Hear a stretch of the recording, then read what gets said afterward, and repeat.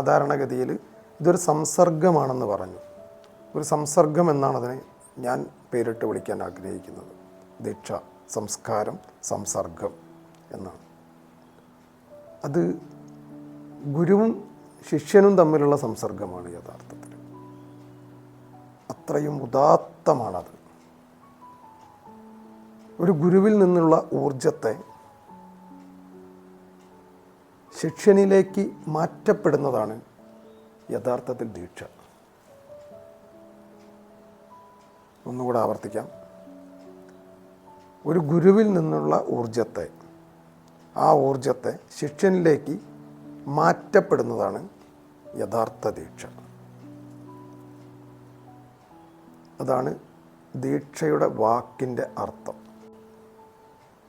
ദീക്ഷ ഇല്ലാതെ മോക്ഷമില്ല എന്ന് പറഞ്ഞതിൻ്റെ കാരണം, ഒരു ഗുരുവിൽ നിന്നുള്ള ഊർജം നിങ്ങളിലേക്ക് എത്തുന്നതുവരെ നിങ്ങൾക്ക് നിങ്ങളാരാണെന്ന് അറിയാതെ പോകും.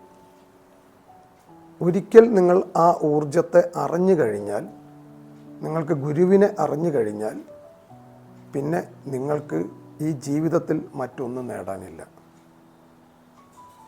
അതുകൊണ്ടാണ് ദീക്ഷയില്ലാതെ മോക്ഷമില്ലെന്ന് പറയുന്നതും, ദീക്ഷ ലഭിച്ചു കഴിഞ്ഞാൽ ജനന മരണ ചക്രങ്ങളിൽ നിന്നുള്ള മോചനം ലഭിക്കുമെന്നും ആത്മസാക്ഷാത്കാരത്തിലേക്ക് നിങ്ങളെ ഉയർത്തിക്കൊണ്ടുപോകുമെന്നും പറയുന്നത് ഇതുകൊണ്ടാണ്. ഇത് ദീക്ഷയുടെ ലളിതമായ വ്യാഖ്യാനമാണ്. അപ്പോൾ നിങ്ങൾ ഒരു കാര്യം മനസ്സിലാക്കുക. ആത്മചൈതന്യമുള്ള, ആത്മീയ രീതിയിൽ ഉന്നതനായിട്ടുള്ള, ജ്ഞാനയോഗിയായിട്ടുള്ള, ബോധോദയം ലഭിച്ചവനായിട്ടുള്ള ഒരു ഗുരുവിൽ നിന്ന്, അങ്ങനെയുള്ള ഒരു ഗുരു എവറസ്റ്റിനേക്കാൾ മുകളിലാണെന്നറിയുക. ഞാൻ എവറസ്റ്റ് എന്ന് ഉദ്ദേശിച്ചത് തെറ്റിദ്ധരിക്കരുത്. അതിനേക്കാൾ ഉയരത്തിൽ എത്രയോ കാര്യങ്ങളുണ്ട്. നിങ്ങളുടെ അറിവിലേക്കാണ് പറഞ്ഞത്. അത് ഒരു എവറസ്റ്റാണ്.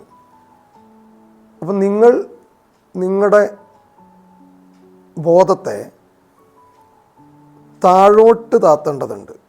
ബോധമെന്ന് പറയുന്നത് അഹന്ത എന്ന് പറയുന്ന അർത്ഥത്തിലാണ് ഞാനിവിടെ ഈ വിഷയത്തിൽ ബോധമെന്ന് പറഞ്ഞത്.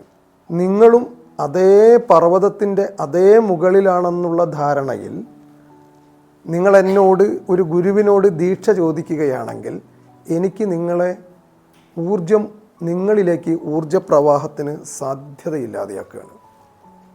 അതിനർത്ഥം നിങ്ങളുടെ അഹന്ത താഴുന്ന സമയത്ത് മാത്രമേ, മനുഷ്യരുടെ അഹന്ത താഴുന്ന സമയത്ത് മാത്രമേ, ആ ബോധനിലവാരം ഉണ്ടാവുന്ന സമയത്ത് മാത്രമാണ് ഒരു ഗുരുവിന് യഥാർത്ഥത്തിൽ നിങ്ങൾക്ക് ഊർജപ്രവാഹം അല്ലെങ്കിൽ ഊർജത്തിൻ്റെ ഒഴുക്കിനെ വളരെ നല്ല രീതിയിൽ ഒഴുക്കി തരാൻ കഴിയുള്ളൂ.